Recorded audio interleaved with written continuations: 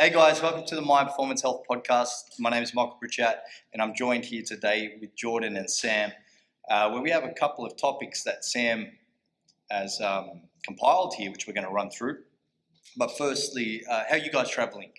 I know Sam, he's been smashing his CrossFit kippings, hitting PBs, front squats. Big cardio session today, so Yeah. big gas, but it was good. Yeah, good mate. No, you smash Yeah, it. through that. Your volume's super high at the moment, and your food's just as high.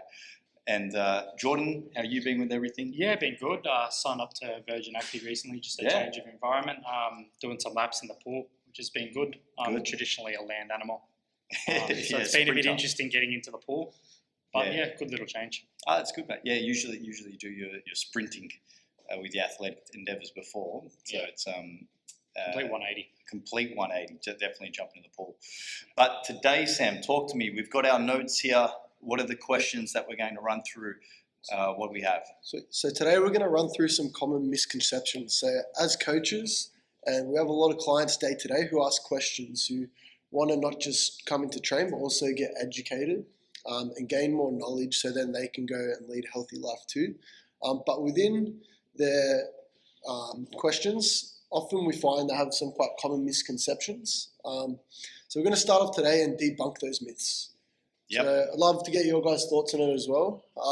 But the first one that we commonly see and commonly get asked is, if I'm implementing core exercises in my routine, will that give me abs? Yeah. So That's I'd one love to that hear comes your up. guys' thoughts. All right. So today we're gonna bank on these ideas or misconceptions with working out, exercise regimes, and just get our thoughts and experience with it, right? And the first one is, if I do core, will I get abs? Yep. Well, firstly, let's see what you guys think that I'm going to mind. So let's start off with yourself, Jordan. Yeah, look, your abdominal muscles are muscles, just like everywhere else in the body. So doing core exercises is definitely going to strengthen them. But if you're, say, 23% body fat, you're not going to see them regardless of how strong they are. So yes, you'll definitely tone them up, but you actually need to burn that fat off to be able to see them. To clarify, 23% for guys. 23% For ladies, yes. that's coming down. Yeah, a bit of a on different average. marker Yeah. for ladies. But no, just doing core exercises won't be enough to get you those visible abs or that shredded look you're after. Yeah, sweet. Yep, so like just to reinstate that, so definitely strengthening, it's going to be determined as my takeaway with that on the body fat levels. Yeah. And how high body fat percentage for you to visibly see them, correct? Absolutely. What about yourself, Sam? What are your thoughts? Yeah, so to break it down, within your core, you have four main muscles. So you have your rectus abdominis, your transverse abdominis, and your external and internal obliques. Generally, with exercise, it is hard to isolate these. They kind of work in conjunction. And they're muscles in your core, which improving them in strength can also translate into improved posture, balance, and stability. So it is important to have quite a strong core because it can translate through many different exercises where you're required to use your core, but it's not necessarily the primary muscle working. For example, a squat, you want to have an upright torso, Yep. use your core to stay stable. So it is important to have a strong core. However, strengthening that core won't, just as Jordan said, won't necessarily show if you do have significant body fat. They may be covered through that. And we know that there are percentages which we aim for to hit. It's definitely relative and different for everyone, but in order to see those abs, what kind of percentage would we like to be at? Yeah, so I'll get into that as well. We'll cover percentages to see visible abs. So what you're saying, Sam, is like we've got the divisions of the abdominal wall. Yep. It's important, especially when we talk about exercise, to have functionality, have strength, support. So it's definitely something we need to respect with a fitness regime. But once again, we're coming back to the whole thing of, if our goal is to see them visibly, we got to talk about the body fat percentage and body fat percentage for that individual coming down. Yep. And also I would touch on genetics. And what I mean by genetics is, some people, even if we get them at 10, say it's a guy, 10% body fat, that'll look different to someone else who's at 10% body fat as a guy. Or for girls, if they're around 20%, that'll look different for another lady that's 20%. So there is also a genetic play at it as well.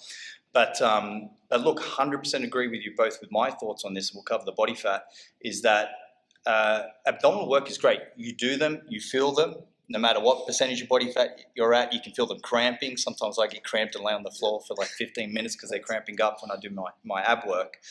But really to see them, we're going to have to melt away that body fat on that physique.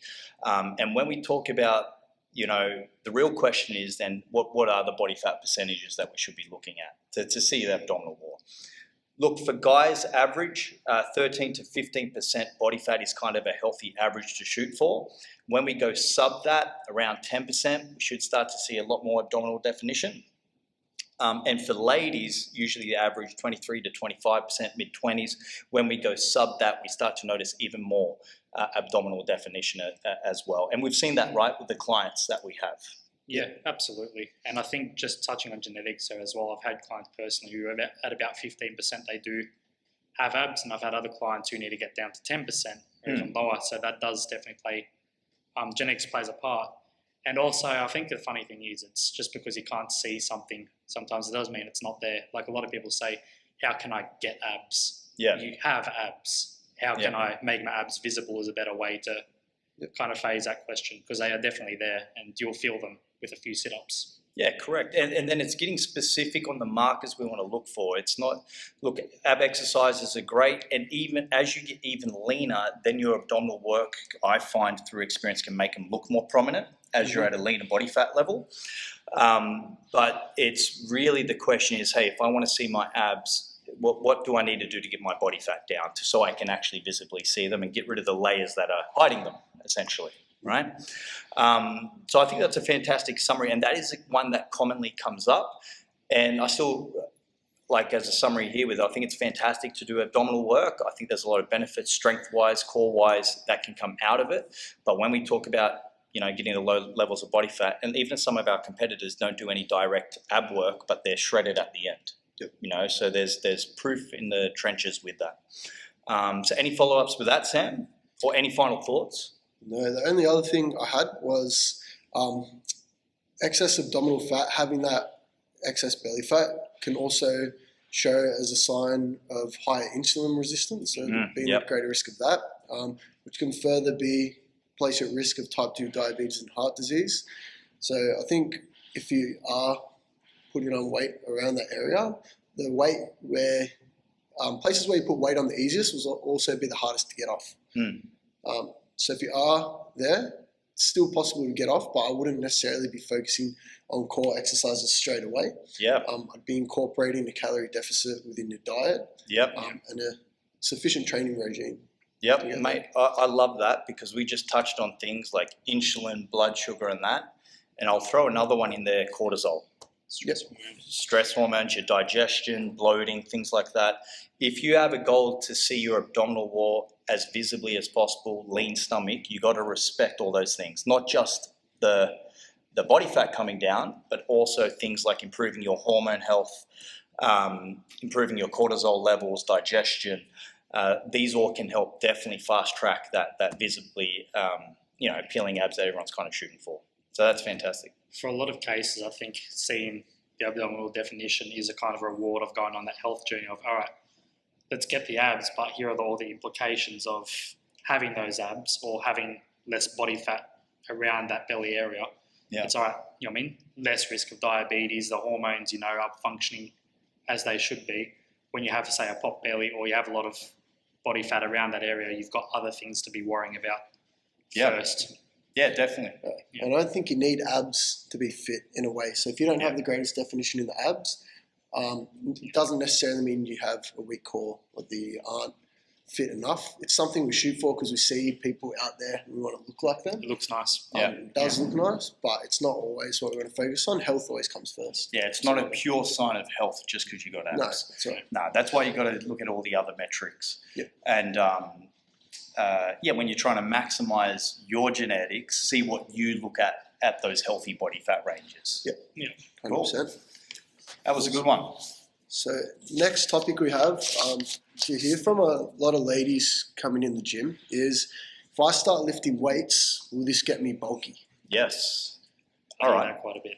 This is a long one going throughout the years. So let's, Sam, kick it off. What are your thoughts with this? So my thoughts with this is, Lifting weights, no, it won't get you bulky. I think it's a major myth, and a lot of women sets them back from joining the gym. So a lot of women say that their goal is to get toned, they want to bring the body fat down. How is lifting weights going to do that for me? I think it's important to understand that muscle is more dense than fat. So if I have a kilo of muscle and a kilo of fat, the muscle is going to be more compact and dense, taking up less space. So building that muscle and changing your body composition won't necessarily take up more space on your body and make you look bulky. Yes, the hypertrophy will increase the size of your muscle, but you're also reducing that fat and changing your body composition. So if anyone out there can get really bulky from lifting weights as a woman, I'd love to know the secret, because I've been trying for a long time.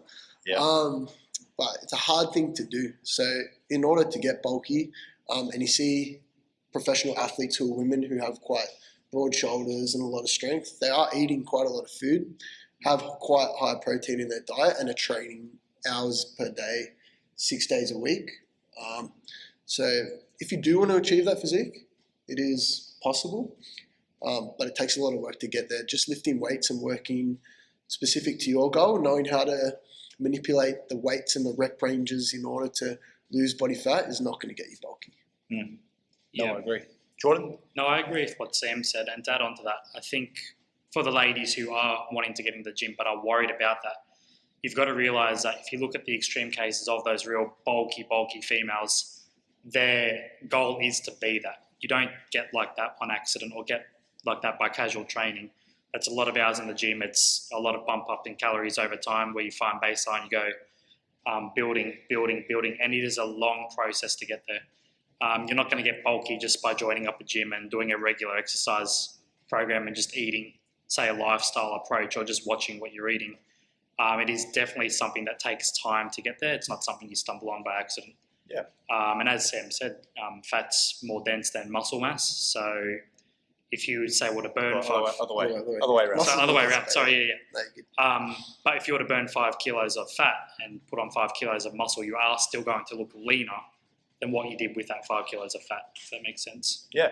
So with that, first I always ask it with that question is, what does bulky look like to you, right? And they may go, hey, looking thicker around the, like with the ladies, around the arms, around the hips, the legs, thighs, etc.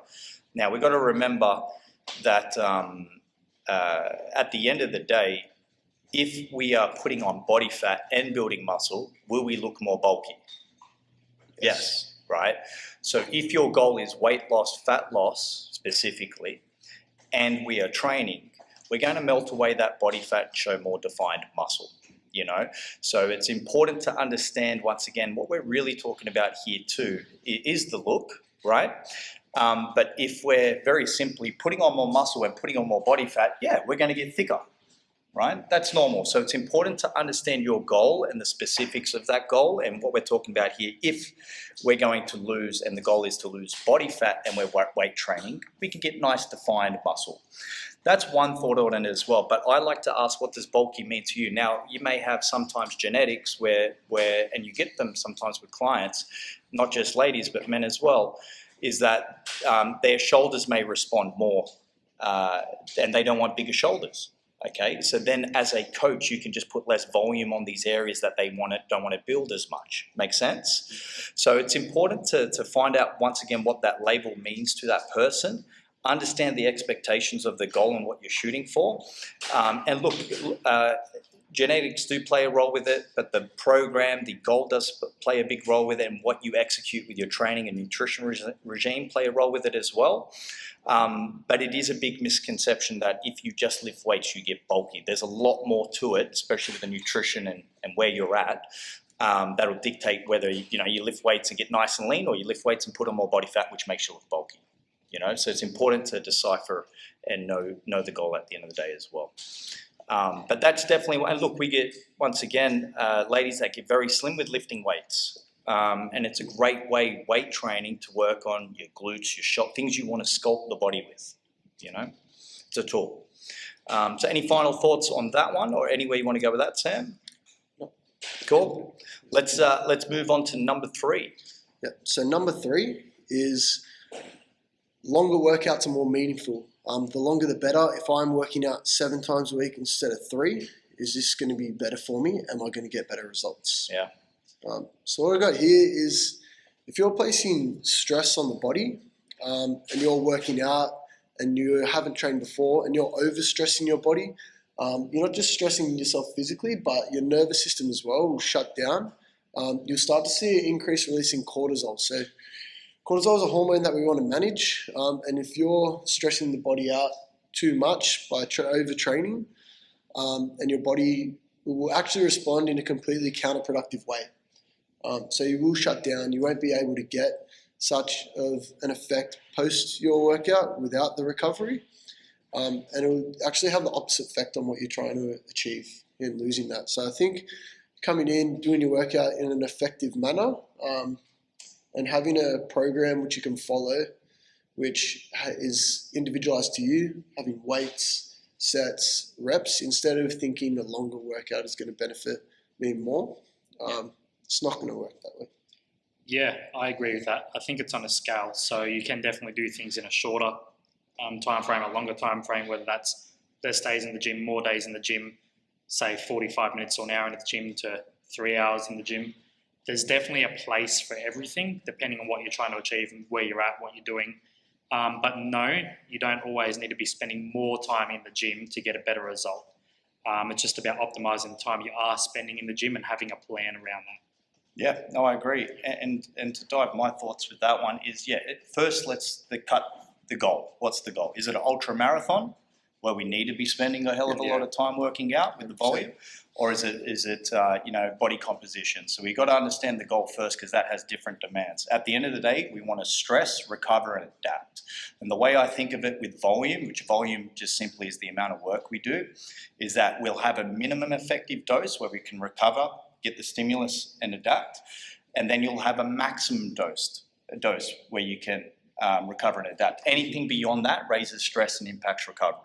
Right, so there is a scale between minimum volume and maximum recoverable volume. So we got to understand the goal. Now, if we talk about body composition, do we need to spend more and more time on the cardio machines and things like that, or do we need to pay attention to our nutrition a little bit more and maximize that? That's where you got to get a little bit smarter with all the details that influence and have the power over towards your goal. So you don't have to spend 6 hours in the gym working out because your eating habits are crap.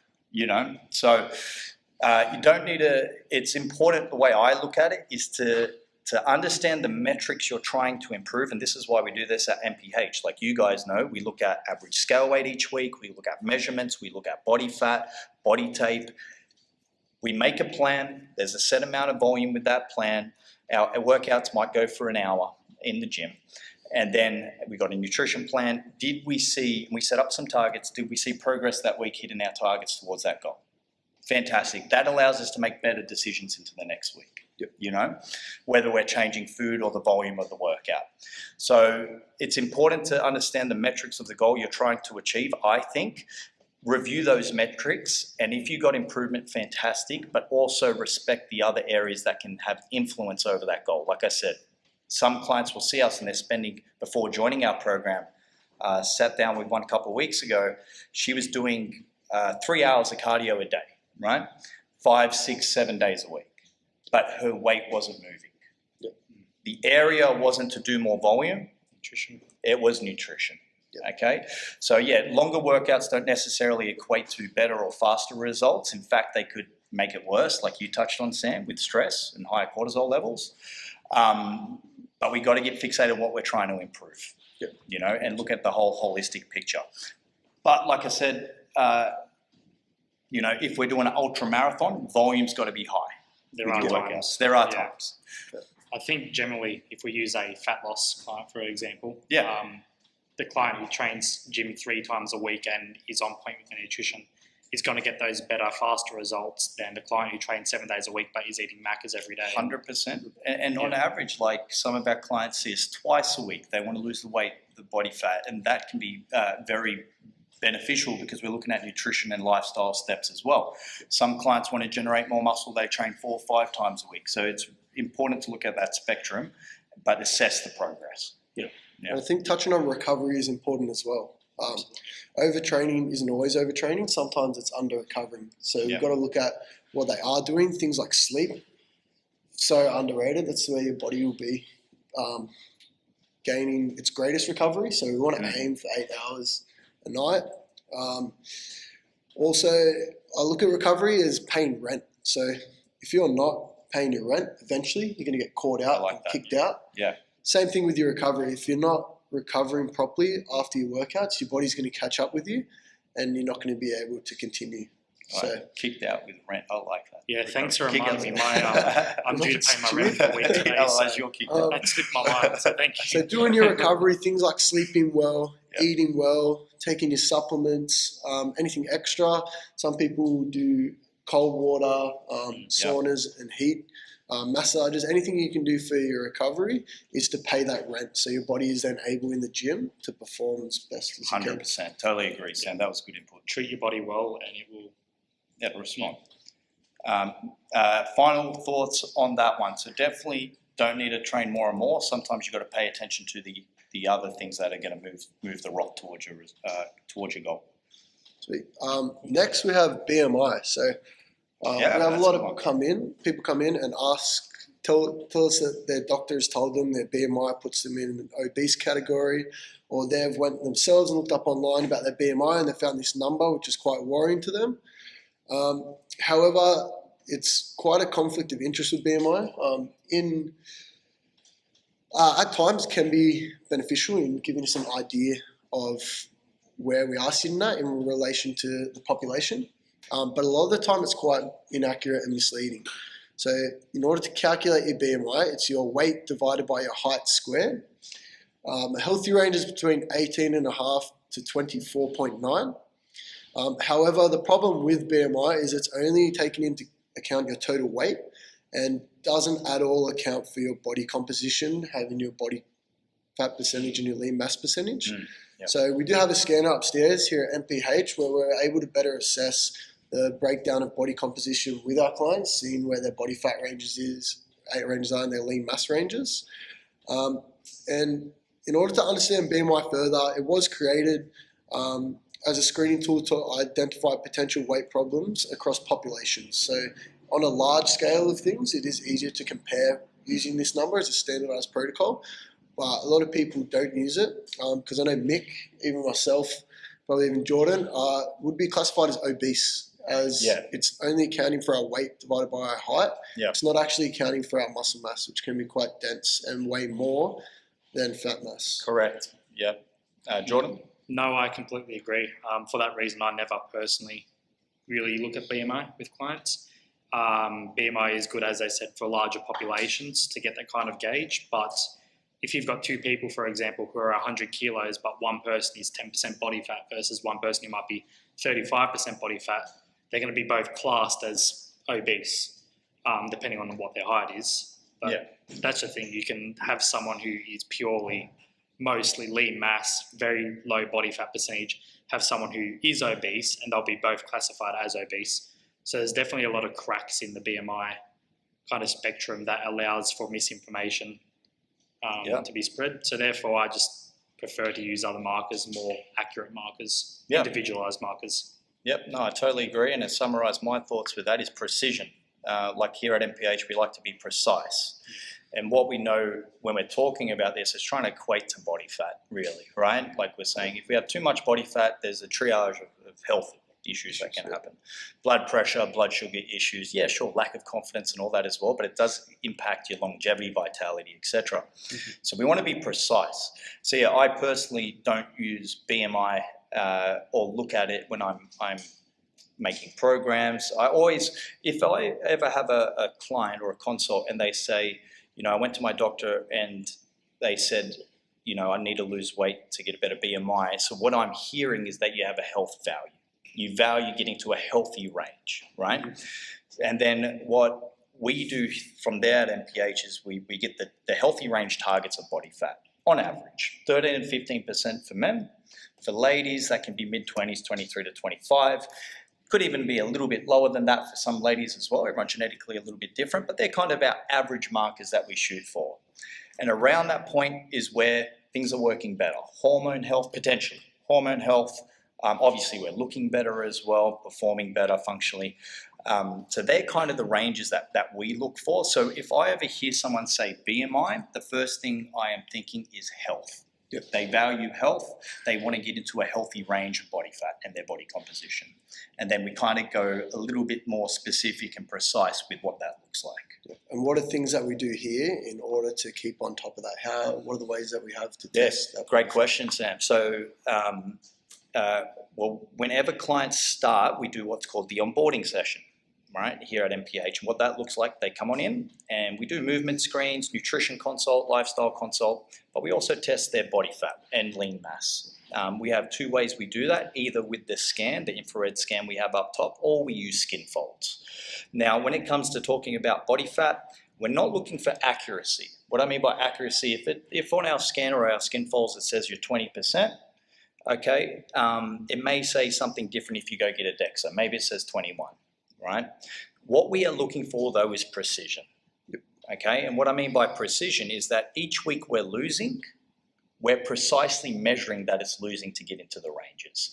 Every trend, yeah, most body fat machines and ways may spit out a different number of where you're at. They may be 2% off, 3% off, but we want to get within those average targets and be precise with that measurement. Do it consistently the same way. Consistently, and that's why I like using the same measurement tool throughout the process.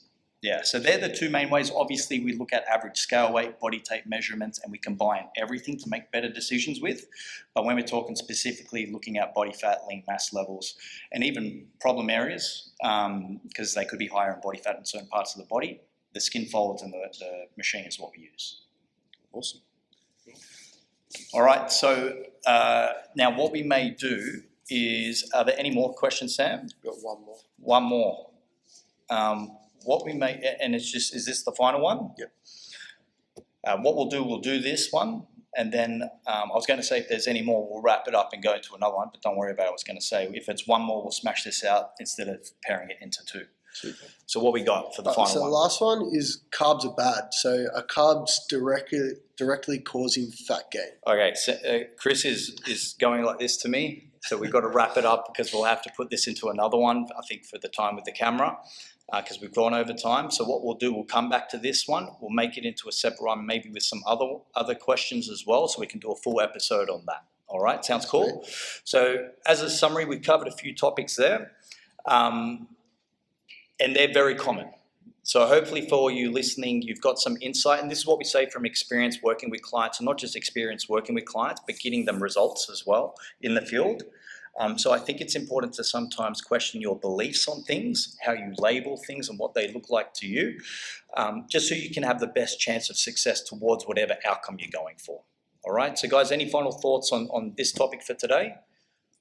No, good discussion. Cool, And great I think discussion. To any of the listeners, if you want to have a further conversation on this, or if something wasn't quite clear, shoot one of us a message and we can talk further on it. Yeah, 100%. So you can go to our website, www.myperformancehealth.com.au, fill out a discovery call form. If you're interested in coaching, just having a chat to see what we can do for your goals. And you can check out our other platforms on YouTube. And we have also, obviously, our podcast here with other episodes that may be beneficial to you. So thank you guys for tuning in. I look forward to speaking to you in the next one.